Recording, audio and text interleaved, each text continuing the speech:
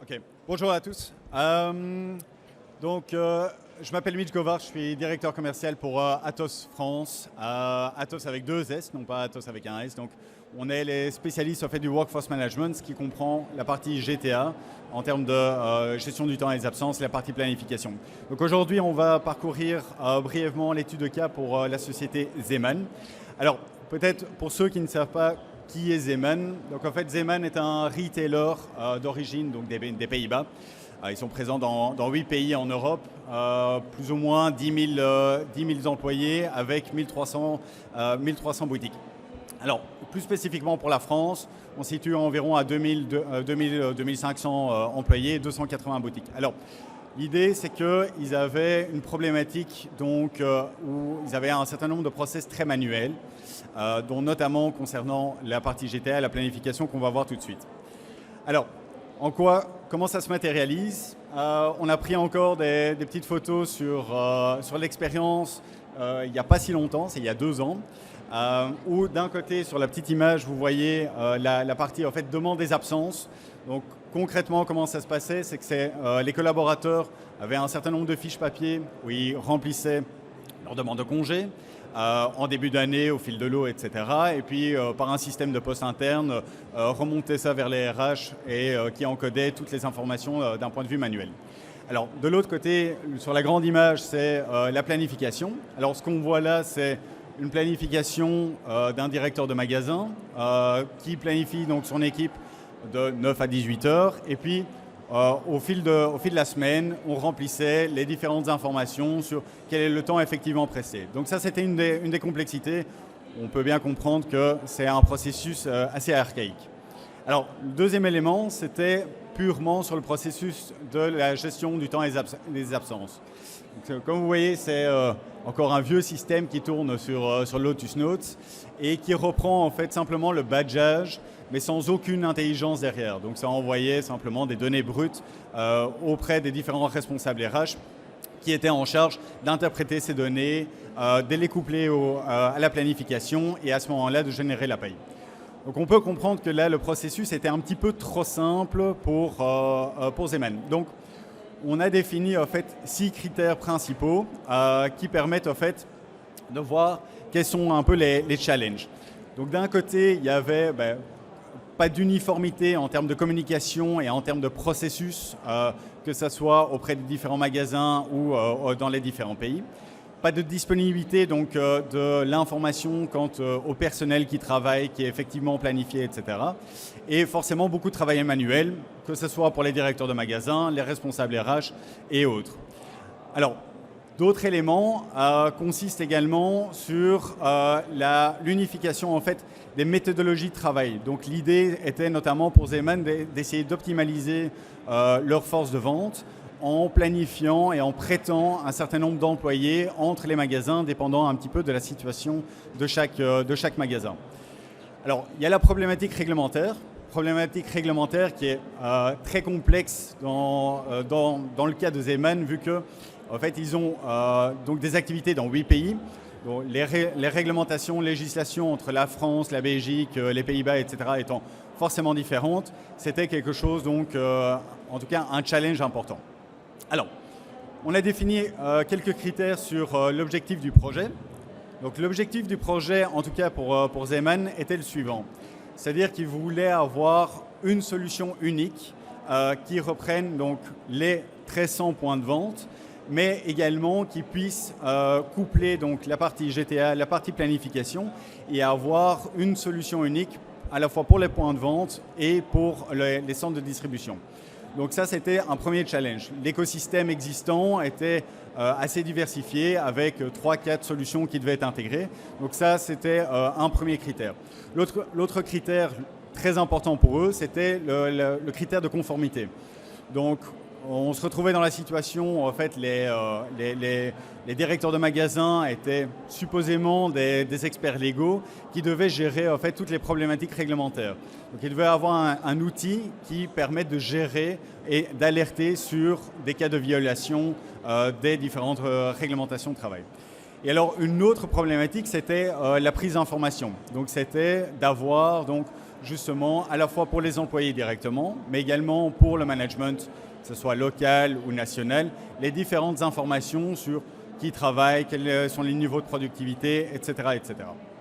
Donc ça, c'était un petit peu les objectifs et les besoins de l'entreprise.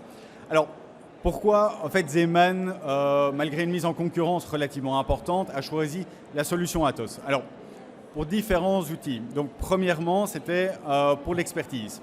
Donc, on est une société, on est maintenant plus de 35 ans dans le marché et on a une grande expertise dans la partie commerce et retail. Donc, Zeman était véritablement en recherche aussi de la connaissance des bonnes pratiques dans ce secteur-là. Donc, c'est là où on a pu avoir plutôt le rôle de conseil pour les soutenir là-dessus. Le deuxième élément, mais comme on l'a indiqué, il y a cette problématique d'intégration de différents outils, la partie GTA, la partie self-service, la partie planification, etc. Et puis, il y a forcément la partie en fait, productivité. Donc, tous les intérêts, toutes les informations qui doivent être requises et qui doivent être construites pour qu'ils puissent prendre les bonnes décisions au bon endroit. Et puis finalement, c'était en fait la facilité d'utilisation. C'était un des critères principaux. On se retrouve avec un public plutôt de col bleu, avec une barrière, on va dire, technologique. Donc il fallait avoir un outil simple à utiliser, que ce soit pour les collaborateurs finaux, mais également pour les directeurs de magasins, etc. Donc ça, c'était un petit peu les principaux objectifs. Alors comment est-ce qu'on a mis ça en place? Plutôt d'un point de vue implémentation. On avait pas mal de gros challenges. Il y avait forcément le challenge de la taille, donc 8 pays, comme je l'ai déjà indiqué, des réglementations différentes, le nombre d'employés, etc. Et puis la complexité du type de solution à faire. Donc ce qu'on a fait en termes de projet, c'était surtout définir en fait ce qu'on appelle un global template. Donc on a défini un plan global où, ensemble avec le client, on a regardé quelles sont un petit peu toutes les différences d'un point de vue régional, d'un point de vue réglementaire et quelles sont les attentes pour les différents employés, les différents secteurs.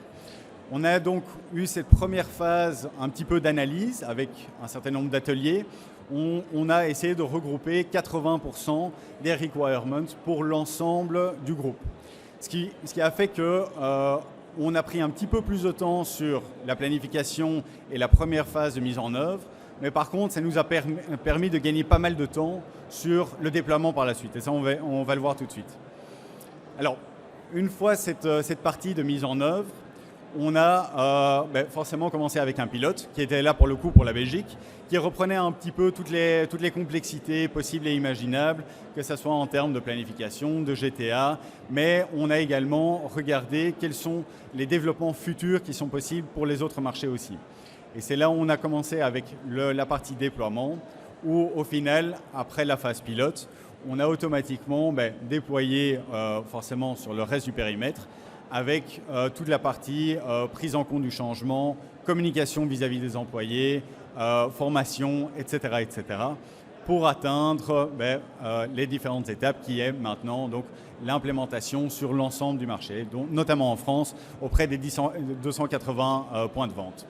Alors, en quoi ça résulte? Alors, très concrètement, si vous vous souvenez de la partie papier qu'on a vue il y a quelques slides, on a fait donc une version digitale en fait, de leur planification qui doit être la plus simple possible. Et ce que vous voyez au fait, à l'écran, c'est sur la partie du dessus, simplement la planification et sur la partie du dessous, en fait, le temps véritablement réalisé. Et donc ça, c'était un des points essentiels pour Zeman, c'est-à-dire OK, on sait très bien comment on souhaite que nos collaborateurs travaillent, mais au final, sur la partie paye et évaluation du temps, le collaborateur doit avoir une vision claire, directe et effective sur le temps effectivement presté et réalisé, ce qui a forcément un impact sur la paye. Le deuxième élément, c'était la partie self-service. Donc on a développé 2 éléments. C'est une partie, ce qu'on appelle desktop PC, qui permet au fait d'avoir un genre de tableau de bord avec l'ensemble des informations qui concerne ses congés, ses différentes prestations, mais également sa planification et les souhaits futurs, donc en termes de changement d'horaire de travail, etc., etc. Donc ce qui est vrai sur la partie PC est également vrai en fait, sur la partie mobile. Donc toute l'idée était d'avoir la même expérience utilisateur pour les employés, que ce soit sur une plateforme ou sur l'autre. Il faut savoir qu'à part une brochure brève et explicative sur les différentes fonctionnalités, il n'y a pas eu de formation en tant que telle. C'est relativement simple, il y a 4 boutons et c'est relativement intuitif en termes de manutention et d'utilisation. Donc on a ici toutes les différentes demandes en termes de GTA et on a également toutes les informations en termes de planning. Donc la possibilité pour le collaborateur d'échanger, d'optimaliser son temps de travail par rapport à ses souhaits privés ou autres. Alors, peut-être la conclusion et les différents enseignements sur le projet ici. Donc, c'est forcément un projet qui a été qui est assez long terme, mais qui se matérialise à travers différents résultats. Alors, le premier, et c'était un des points principaux pour Zeeman, le premier, c'était forcément avoir une meilleure vue sur la productivité des employés. Il s'avère qu'il y avait énormément de différences entre les différents magasins, entre les différentes régions. Donc ils ont une vue instantanée en live sur la productivité, sur le chiffre d'affaires souhaité, les différentes personnes qui sont employées. L'autre élément qui était important, c'était forcément le côté réglementaire.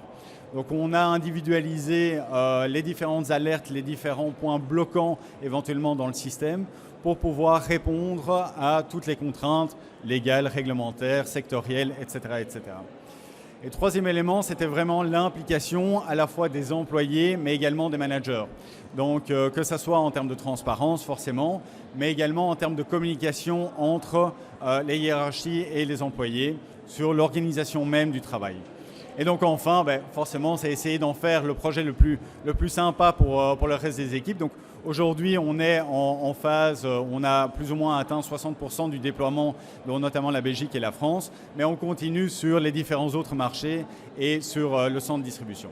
Voilà, donc ça c'est simplement les différents points principaux. Donc en conclusion de tout ça, l'expertise dans le retail est à la fois pas uniquement sur la partie software et la partie logicielle, mais également sur la partie réglementaire et la partie ce qu'on appelle best practice. Donc ce sont un petit peu ces différents éléments à prendre en compte pour le moindre projet de décision sur une partie GTA et planification. Voilà, donc si vous avez des questions, n'hésitez pas. Je suis encore ici, ou sinon on a un stand un petit peu plus loin, c'est le E20. Donc si vous avez des questions, on peut discuter un petit peu plus longuement. Et pour ça, je vous remercie. En tout cas, passez encore une bonne journée. Merci.